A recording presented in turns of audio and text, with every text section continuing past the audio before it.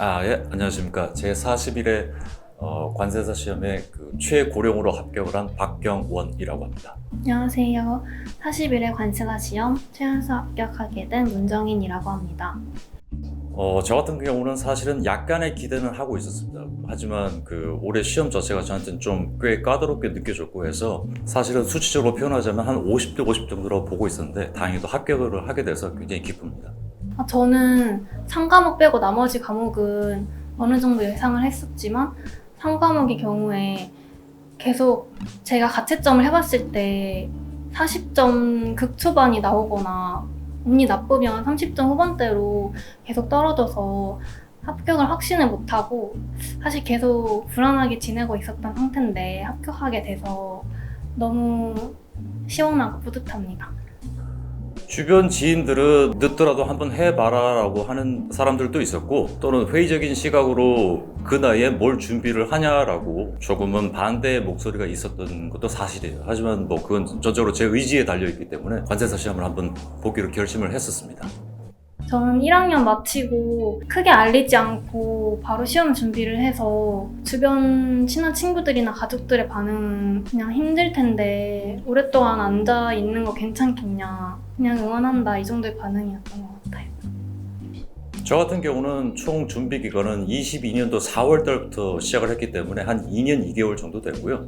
23년도에는 1차 시험은 합격을 했지만 2차 시험은 떨어졌고 올해 두 번째 2차 시험에서 합격을 하게 된 경우입니다. 저는 22년도 9월에 시작해서 중간에 3월 달쯤에 다시 2차 공부를 시작했기 때문에 총 공부 기간은 1년 8개월 정도 됩니다.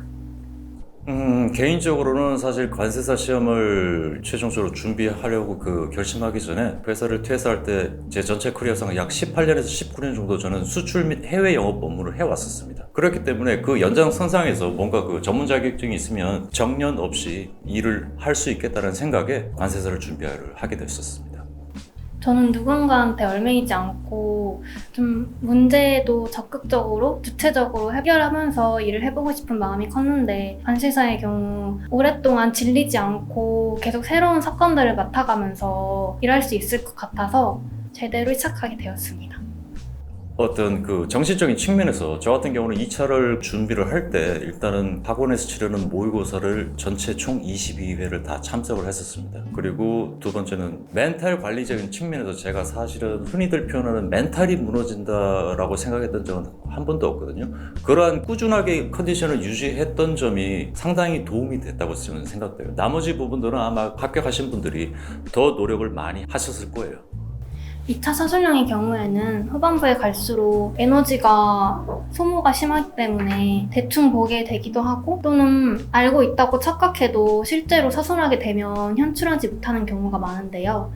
제가 처음부터 암기를 제대로 해서 기본 이론 수강 후에 바로 암기를 시작해왔는데 계속 처음에는 가볍게 회독을 하다가 익숙해질 때쯤에는 백지 공부법을 써서 제가 배운 내용을 머릿속으로 그려보거나 손으로 쓰기에는 양이 너무 방대했기 때문에 안 보고 머릿속으로 읊어보는 식으로 서술형에 대비를 하였는데 그런 점에서 정확도가 크다고 생각해서 백지 공부법을 활용했던 것 같습니다. 관세사 최종 합격 소식을 듣고 매우 기뻤고요. 앞으로도 내년 25년도 또는 26년도에 관세사가 되려고 굉장히 열심히 공부하시는 분들이 많으리라고 예상이 되는데 체력 관리 같은 거 좀 잘 하셔가지고 마지막 순간에 정신이 해이해진다든가 이러한 점들이 없고 끝까지 유지할 수 있는 자신만의 어떤 멘탈 관리법을 가졌으면 좋겠습니다. 연말이 될수록 나만 더 힘든 것 같고 즐거운 사람들은 많아 보이고 더 외로움이 클 수도 있는데요. 그럴 때일수록 내가 하루하루 해야 하는 것에 충실하면서 꼭 기출 분석을 통해서 내년에 어떤 문제가 나올지 예상하면서 조금이라도 나 자신을 믿고 끝까지 해내면 좋은 결과가 있을 거라고 확신합니다.